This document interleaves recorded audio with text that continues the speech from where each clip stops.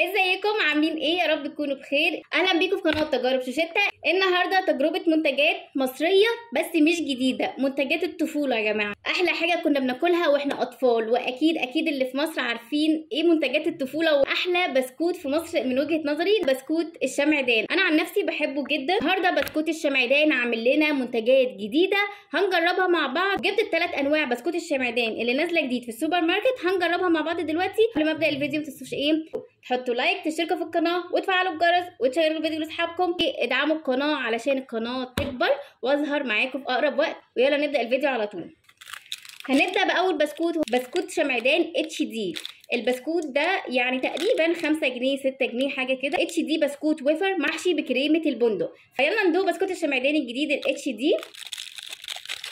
بصوا شكله هو اتش دي عشان يعني مضلع زياده عن اللزوم، يعني عاملين البسكوت الويفر يعني مضلع قوي، فزي يعني ايه الاتش دي. شايفين شكله؟ يلا ندوق.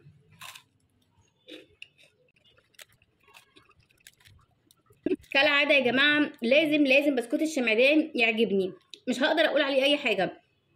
القرمشه بتاعته حلوه قوي قوي، القرمشه بتاعته عاليه طبعا عشان هم عاملين البسكوت يعني منفوخ قوي وبارز كده، والشوكولاته فيه كتير زي ما انتم شايفين.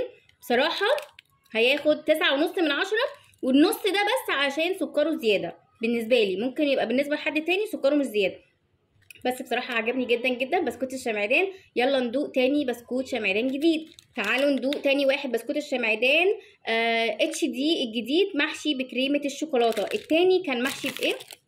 التاني كان محشي بكريمه البندق، ده محشي بكريمه الشوكولاته. يلا نفتحه وندوق نفس الشكل. فتعالوا بقى ندوق اللي بكريمه الشوكولاته من بسكوت الشمعدان. واو بجد عجبني جدا يا جماعه. برضو نفس القرمشه، نفس الشوكولاته كتيره. كمان الشوكولاته هنا طعمها اقوى من البسكوت الاولاني. هنا الشوكولاته طعمها قوي قوي، فده بقى اللي هياخد 10/10 علشان السكر فيه مش عالي، السكر فيه مظبوط والشوكولاته فيه اقوى. بصراحه جامد جدا بسكوت الشمعدان، ودايما حاجاته بتعجبني يا جماعه. يلا ندوق تالت بسكوت شمعدان جديد. هندوق تالت واحد وهو بسكوت شمعدان ويف. تعالوا بقى نشوف بطعم ايه. ويف بسكوت ويفر بالكاكاو محشو بكريمه الحليب. فتعالوا نفتحه ونشوف طعمه هيبقى عامل ازاي. واو، زي ما انتم شايفين البسكوت بني، يعني بسكوت بالشوكولاته ومن جوه الكريمه. تعالوا ندوق. بصوا هو طعمه حلو، بس انا طول عمري ما بحبش الكريمه البيضه دي، ولا في كيكات ولا في بسكوت ولا اي حاجه. هي طعمها حلو بس هي سكرها دايما بيبقى زياده وبحس ان هي تقيله. لكن البسكوت نكهته بصراحه جميله جدا. برضو ده هياخد يا جماعه 9/10.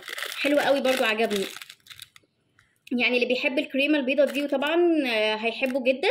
انا بالنسبه لي برضو مش وحش قوي يعني. بصراحه انا عجبني الثلاثه يا جماعه، يعني باستثناء عن التقييم اللي انا اديته لهم. بس انا بصراحه بحب بسكوت الشمعدان ودايما بسكوتاتهم بتعجبني. بصراحه الفيديو النهارده حلو قوي وانا اتبسطت فيه، عشان انا يعني ده البسكوت المفضل بالنسبه لي، وهاكله جنب القهوه. بس هاخد واحده بس جنب القهوه، مش هاكله كله يعني.